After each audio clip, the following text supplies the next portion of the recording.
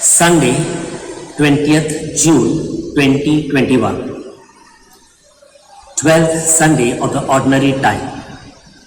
The theme of today's liturgy is Peace, Be Still. Today's first reading, taken from the book of Job, talks about the power of God on the nature and creation. He shuts the sea and he keeps calm. Chapter 38 of Job's the Old Testament. Today's psalm is a responsorial psalm, is so beautifully portrayed that it is good to give thanks to the Lord, for His mercy endures forever. Give thanks to the Lord, His love is everlasting.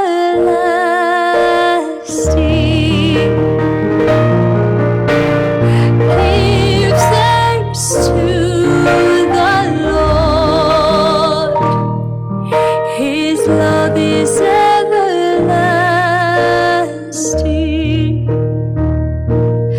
They who sailed the sea in ships, trading on the deep waters,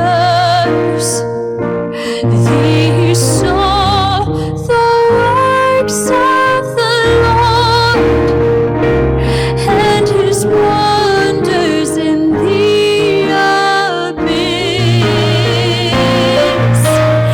Give thanks to the Lord, His love is everlasting.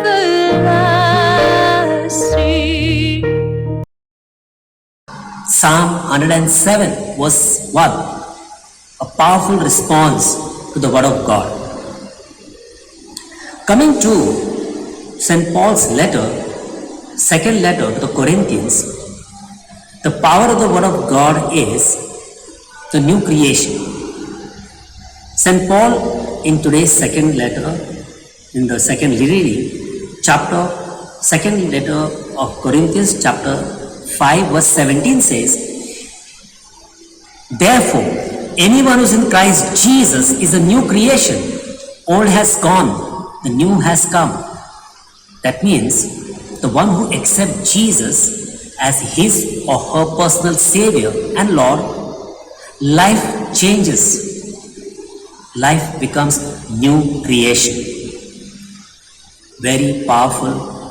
And today's liturgy is inviting each one of us to become new creation in Jesus, accepting Him as our Lord and Master and Savior.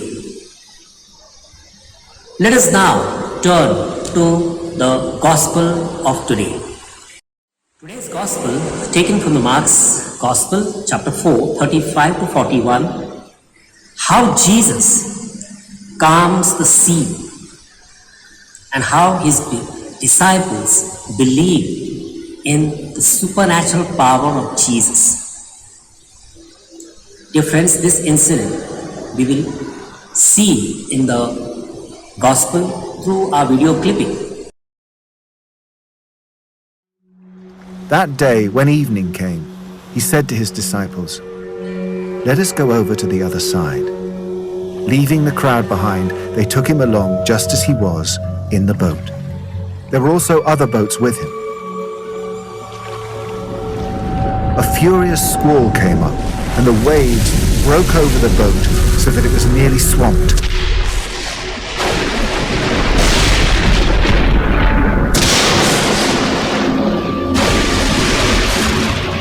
Jesus was in the stern, sleeping on a cushion. The disciples woke Him and said to Him, "Teacher, don't you care if we drown?"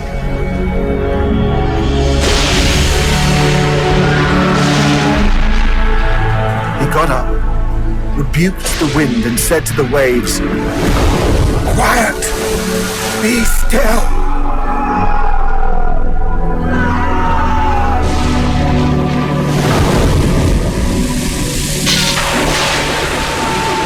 the wind died down and it was completely calm. He said to his disciples, "Why are you so afraid? Do you still have no faith?" They were terrified and asked each other, "Who is this? Even the wind and the waves obey him."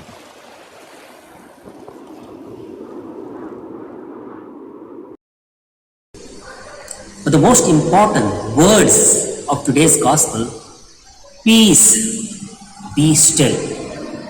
Do not be afraid. Have faith. These are the important words taken from chapter 4, verse 39. On the 3rd of June 2020 and on the 18th of May 2021, I was in the Raigad district where I experienced two different cyclones.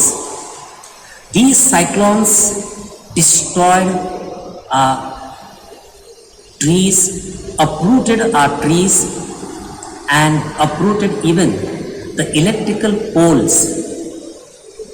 It created total disruption.